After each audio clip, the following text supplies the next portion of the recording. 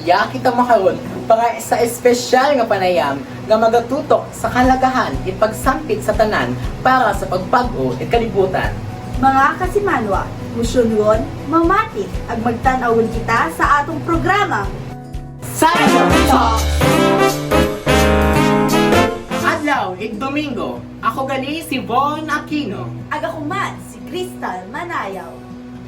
Makarong adlaw, pag-istoryahan natin itong mga mensahe na gustong ipaabot at mga estudyante nga halin sa Numancia National School of Fisheries.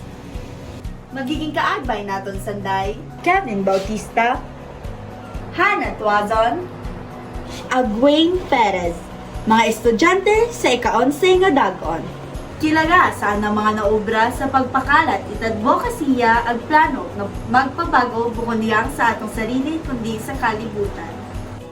Maayad-ayad nga adlaw kinyo, Kevin, Wayne, ag Hannah. May ayad ba nga adlaw kini Sir Von, at Ma'am Crystal, ag sa atong mga kasimanwa. Kapasalamat man kami kinyo sa inyong pag-imbita kamon sa inyong programa. Matawan kami oportunidad na gabahin kinyo among advokasya.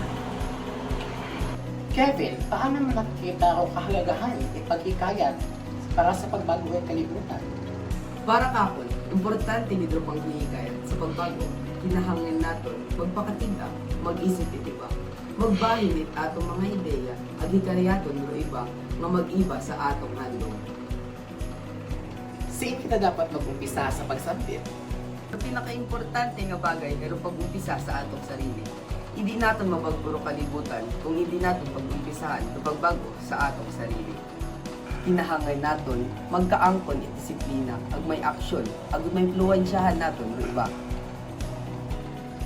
Paano nato mahikayat ng mga tao nga mag-iba sa inyong programa? May una nga mga pila ka mga pamaagi, agud mahihikayat ng mga tao. Una, ipahisayod na naton kanda kung alin dumatabo kung di kita mag-overt action para sa kalibutan. Pwede man sanda hikayaton sa mga social media or gamit at teknolohiya. Abo mang mga tao ro haon nga magbulig sa atong mga programa para sa pagbago. Ano man ang mga mensahe mo para sa mga tao nga gusto magsugod din pagbago? Para kakon, hindi maghadlok nga mag-umpisa. Bisan ano kay intok ng mga pamaagi, mabahog gihapon dumaibulig. Maumpisahan ni kita sa atong lugar nga panatilihon nga malimpyo sa atong palibot nga hindi magpilak it masura kung siin-siin. Hindi man dapat kita magputo it kaabo-abong puno dahil duyon do nagiging rason it pabago-bago it nema. Bagkus magtanong pa dapat kita it mga puno. Bawasan man naton do paggamit it plastic ag iba pang mga makakagalit sa atong inang kalikasan. Dahil gapate ako nga kung gusto it pagbago, ay may action dapat nga pagahimo. Abo-abo gid ni salamat kinyo para sa pagbahid at mga ideya para sa pagbago. Kevin, Hannah, ag Wayne, kabayan nga ro ato mga kasimanwa ay mapamatian nanda. Masayran ang mag-intraman sa mga programa sa pagbago at kalibutan. Salamat man, Ma'am, ag Sir.